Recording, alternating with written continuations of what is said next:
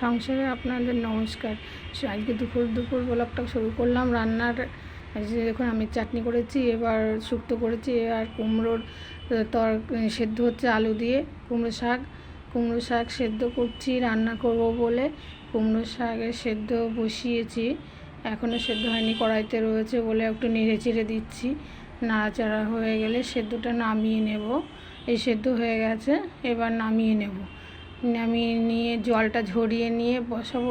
বসিয়েছি ওই যে নুন হলুদ দিয়ে কড়াইতে তেলের মধ্যে দিয়ে বসিয়ে নাড়াচাড়া করছি।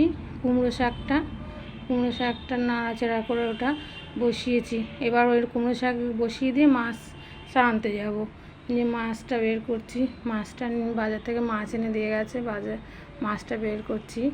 মাছ ধুতে যাব, ব্যাগের থেকে বের করছি মাছটা ব্যাগের থেকে বের করে দেখছি আর কোনো মাছ আছে কিনা। দেখি ভেতরে আরও মাছ আছে। রুই মাছটা নিয়ে এসেছে। এই মাছগুলো যে ধুয়ে নিয়ে এসে তেল হলুদ মাখিয়ে কড়াইতে বসিয়ে দিয়েছি। তার মধ্যে কড়াইয়ের মধ্যে যে আমি তার কুমড়ো শাকটা করা হয়ে গেছে সেটা দেখিয়ে দিয়েছি।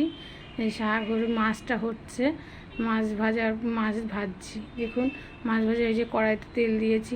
একবার গরমের মধ্যে না খুব হালকা রান্না করা হয়। আমি রুই মাছটা খুব হালকা করে রান্না করি, শুধু নুন তেল ঝাল দিয়ে, একটু পেঁয়াজ দিয়েছি, নুন তেল ঝাল আর একটু সামান্য চিনি দিতে হয়। আমরা একটু হালকা চিনি খাই, দিয়ে হালকা করে মাছের ঝোল করি। এটা গরমে খুব উপকার, আপনারাও খাবেন, সবাই সুস্থ থাকবেন। এটা কোনো মশলা দিই না আমি। মশলাটা নুন হলুদ আর একটু চিনি আর একটু পেঁয়াজ দিয়ে লঙ্কা দিয়ে একটু কষে নিয়ে তারপরে জল দিয়ে দিই।